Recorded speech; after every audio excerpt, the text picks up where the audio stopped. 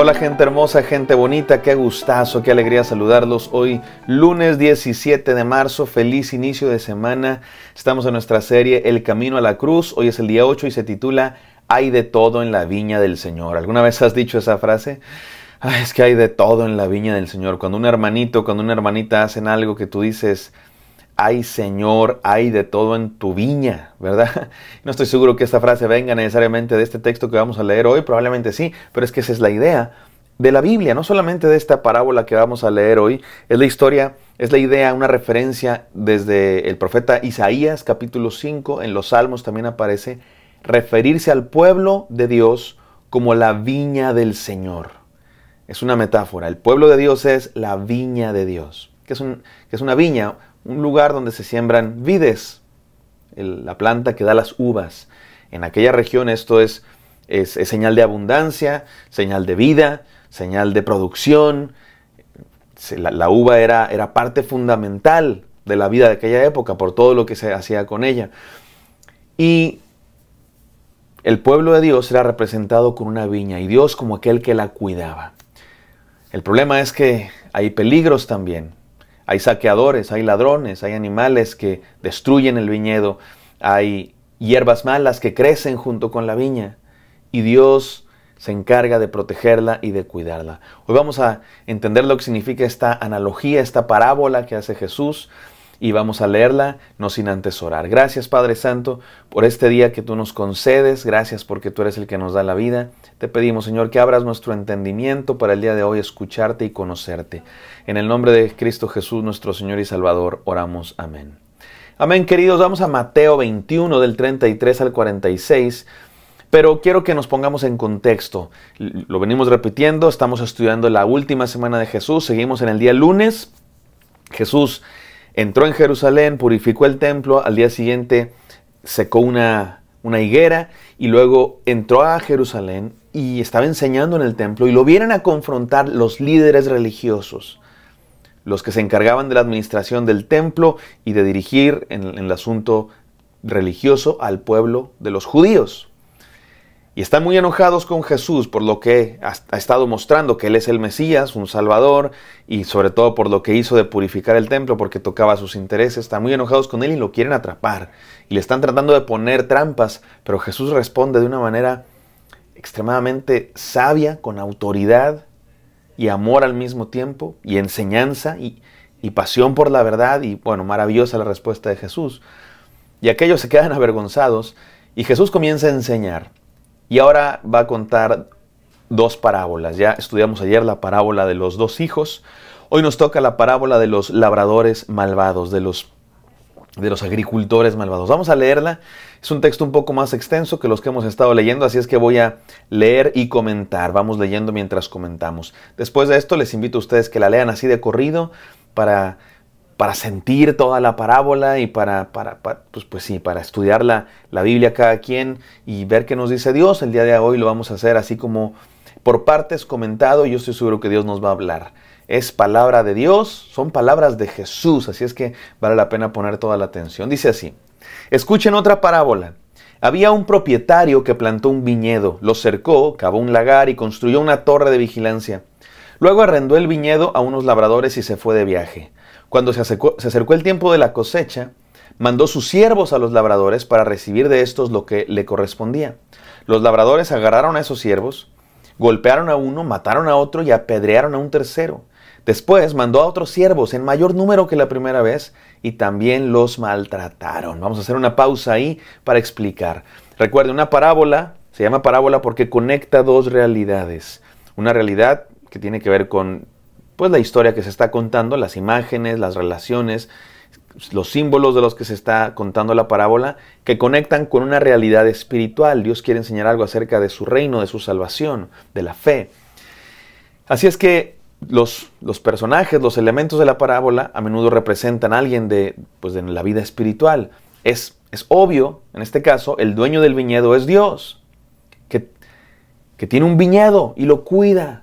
El viñedo es el pueblo de Dios. Así es Dios. Dios cuida a su pueblo con amor. Dice la parábola que lo cercó, cavó un lagar, construyó una torre, lo protegió, lo cuidó con amor. Quería que diera vida, quería que estuviera seguro. Así es Dios con su pueblo. Somos la viña del Señor. Ahora, cuando estudiamos las parábolas, tenemos que entender el mensaje, el punto que está tratando de decir la parábola, porque hay quienes tratan de encontrarle un significado a cada detallito. Lo cercó, ¿qué significa la cerca? Las murallas de la ciudad de Jerusalén. Cavó un lagar, ¿qué significa que cavó un lagar? El agua que salió de la roca cuando el pueblo... No, las parábolas son más sencillas de lo que nos imaginamos. Tienen un mensaje directo. Y no hay que espiritualizar todo, más bien hay que entender lo que quiso decir Jesús con esta parábola. Luego, el dueño del viñedo lo arrendó y se fue de viaje. Otra vez, no significa que Dios abandone a su pueblo y de pronto regresa y se le olvida. No es esa la idea. Simplemente es que en aquella época así pasaba. El dueño de una viña la rentaba a unos labradores para que produjeran cosecha y luego venía a cobrarles la renta y parte del producto y ya está. Así es que cuando se acercó el tiempo de la cosecha, mandó a sus siervos los labradores para recibir de estos lo que le correspondía. ¿Quiénes son los labradores? ¿Quién representa a los labradores? ¿Sabes quiénes? Los líderes del pueblo, los gobernantes, los reyes, los sacerdotes. Jesús les está hablando a los líderes del pueblo. En esta época ya no hay reyes, así es que los que gobiernan de alguna manera son los sacerdotes. El pueblo de Dios está sometido a Roma, pero hay líderes del pueblo religiosamente, y también habían puesto los romanos, sí habían puesto un rey, el rey Herodes, que bueno, la historia es complicada, pero era una manera en la que los romanos tenían sometidos a los judíos, y los judíos tenían a sus propios líderes. Y lo que les está diciendo aquí Jesús es que estos líderes están actuando mal, porque Dios envía a sus siervos para recoger el fruto. ¿Quiénes son los siervos de Dios? Los profetas. Los profetas que Dios mandó en el Antiguo Testamento, Isaías, Jeremías, Ezequiel, y los que estaba mandando ahora.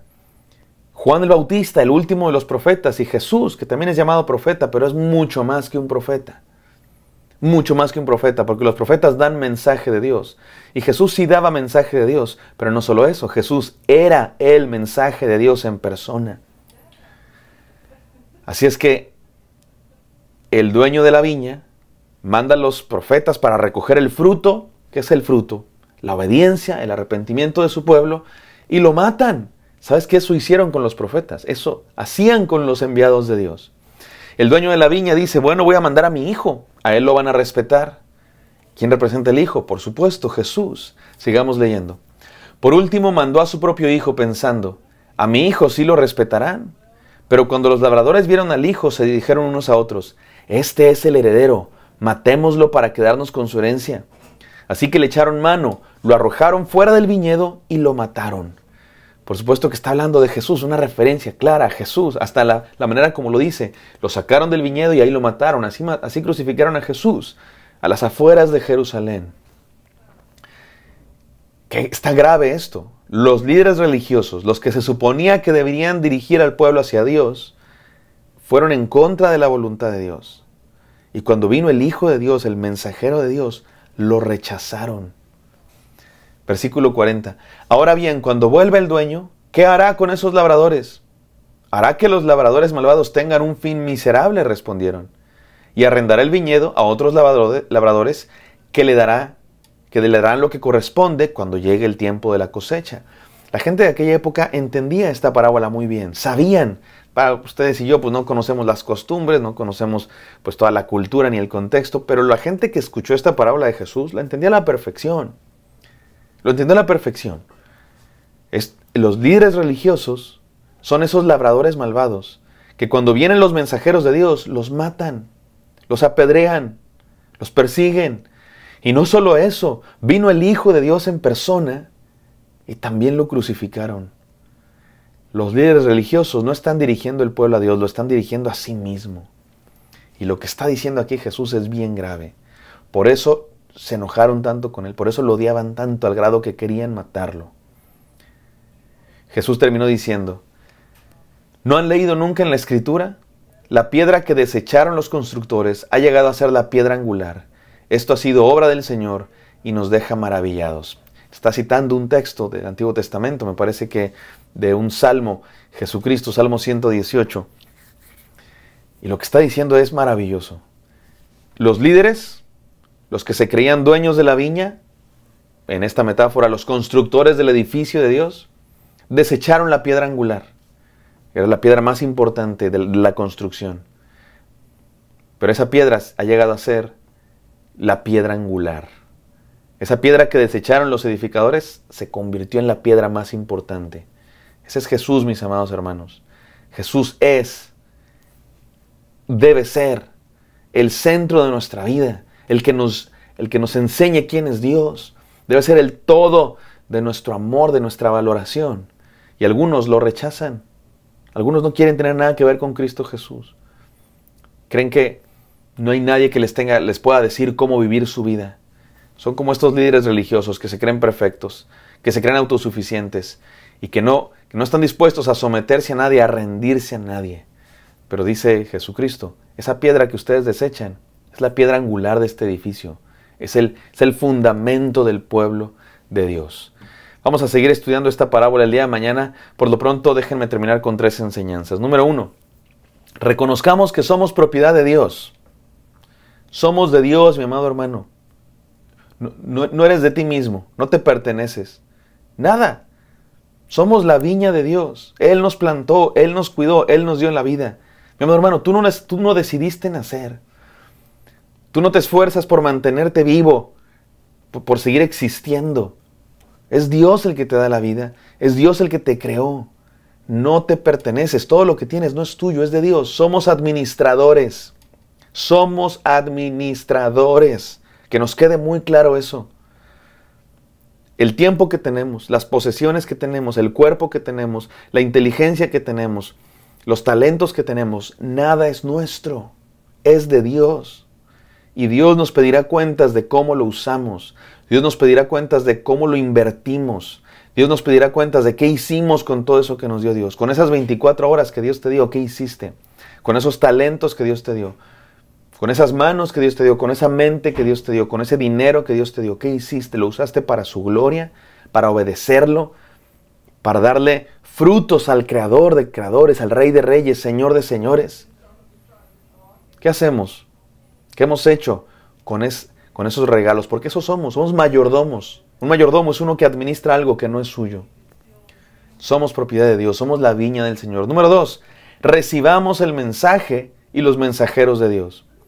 Dios envió sus mensajeros, Dios envió su mensaje y los líderes religiosos lo rechazaron. Nosotros no, mi amado hermano, nosotros no. Nosotros recibamos a Cristo Jesús, su mensaje, creamos en Él con todo nuestro corazón. Y por último, renovemos nuestra identidad de pueblo de Dios. Somos el pueblo de Dios, mis queridos hermanos. Somos suyos. ¿Por qué? ¿Por nuestra nacionalidad? ¿Porque descendemos de no sé quién? ¿Por nuestra sangre? ¿Por nuestro pasaporte? ¿Por nuestro árbol genealógico? No. Somos pueblo de Dios porque hemos creído y nos hemos arrepentido. Eso es lo que nos hace pueblo de Dios. La gracia de Dios, la sangre derramada de Cristo Jesús que recibimos cuando creemos y nos arrepentimos. Esas dos cosas, cuando ponemos nuestra fe en Él y cuando nos volvemos a Él en arrepentimiento. Hay de todo en la viña del Señor, mi amado hermano. Seamos del buen fruto, de los que se reconocen propiedad de Dios, de los que reciben el mensaje de Dios y los que renuevan su identidad como pueblo suyo. Vamos a orar. Gracias, Padre Santo, por este devocional. Permítenos seguir siendo tu pueblo, Dios mío, obedecerte todos los días. En el santo nombre de Cristo Jesús oramos. Amén. Amén, queridos. Espero que esto haya sido de bendición. Me encantaría encontrarlos el día de mañana. Bendiciones.